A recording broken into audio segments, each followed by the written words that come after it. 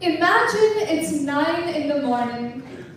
You get out of bed, phone in hand, open Instagram, or if you're feeling rebellious, your Times of India app. You read a few headlines, skim yesterday's news stories. Before you've even spoken to anyone, you already know which tragedies matter today.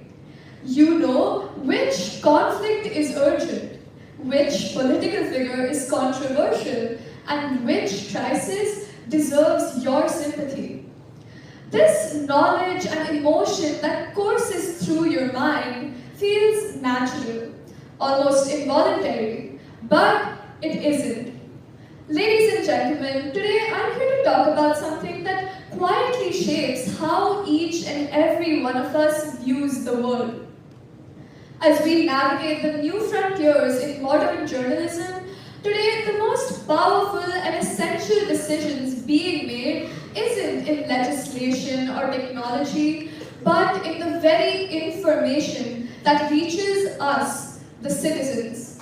Before a story even reaches your screens, it passes through tens of layers of filtration and selection, and at each stage, someone or something is making a judgment affecting how society perceives reality. Let's start with newsrooms. Editors-in-chief must decide what deserves a front page cover every single day. Operating under shrinking budgets, rapid publishing cycles, and constant competition for audience attention, journalists are often forced to replace detailed investigative stories with dozens of other faster, shorter pieces that generate immediate traffic. Take, for example, this viral dress that absolutely broke the internet back in 2015. To this day, I can guarantee you that the person sitting beside you is ready to debate you on whether it was black and blue or white and gold. However, I can also guarantee you that the majority of people sitting in this auditorium don't remember the major geopolitical conflicts that were taking place in Ukraine around the same time. Political sensitivity and the potential legal consequences of reporting certain stories also result in some being prioritized over others. Unfortunately, this means that certain regions, including poorer countries and marginalized minorities, often receive sporadic coverage. Second, there's algorithms. Social media platforms and search engines decide which information gets amplified and which gets buried. Ultimately, however, online forums value engagement over accuracy, and an emphasis by news providers on shock value and oversimplification is becoming prevalent in today's era of goldfish attention spans. Gone are the days when your dad's cup of tea in the morning would be accompanied by the newspaper. Today, you find him strolling Facebook or LinkedIn and getting his daily news dose from an online feed cluttered with advertisements and rage bait. A large part of the public's understanding of current global affairs today is basically just lines of code written by engineers who were probably just trying to figure out how to keep people scrolling for 5 more minutes. And finally, there's ownership. Day by day, a larger share of media is controlled by a smaller group of corporations and, to put it simply, billionaires with not the best intentions. This tight leash that the high and mighty has on journalism shapes funding, newsroom culture, and the boundaries of what feels publishable. When stories challenge economic power, political allies, and the image of certain personalities in the public eye, a concerning amount of censorship takes place, whether you are aware of it or not.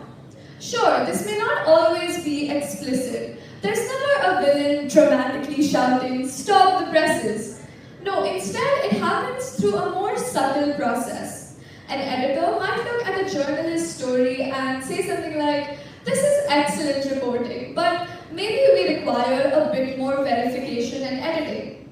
And then a bit more verification and editing. And then a bit more, and eventually the story gets lost somewhere along the way. Now, I want you to remember the Air India Flight 171 plane crash in Ahmedabad that took place recently. Among the many devastating details of the event, one particular story quickly captured the attention of people worldwide. The sole survivor of the tragedy, Vishwas Kumar Ramesh.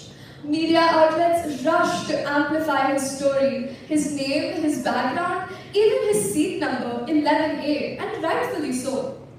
Now, compare that to the way stories involving individuals connected to wealth and power are covered.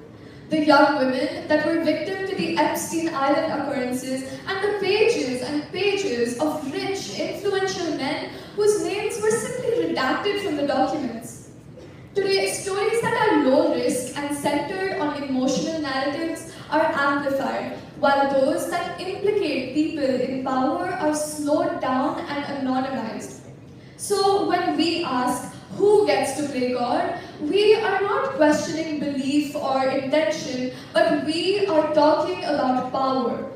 The power to decide which stories are given names, faces, timelines, and resolutions, and which stories are simply reduced to fragments or sometimes erased entirely. Independent journalism and collaborative investigative networks, however, are increasingly challenging the influence of power on media. One of the most significant examples is the Panama Papers investigation, where hundreds of journalists across the world collaborated to analyze millions of leaked documents to expose where some of the world's most powerful people had hidden their wealth. This is very reassuring because if journalists across continents can cooperate to expose corruption, then surely the rest of us can cooperate enough to at least read beyond the first headline. Journalism does not merely document reality, but it constructs the framework through which society perceives reality. Navigating this frontier thus demands us to do more than just passively consume. It requires the ability to know and understand when reality is curated. Because in a world where those who shape what is seen and published ultimately shape what is believed and remembered. And for the record, I think the dress was white and gold. Thank you very much.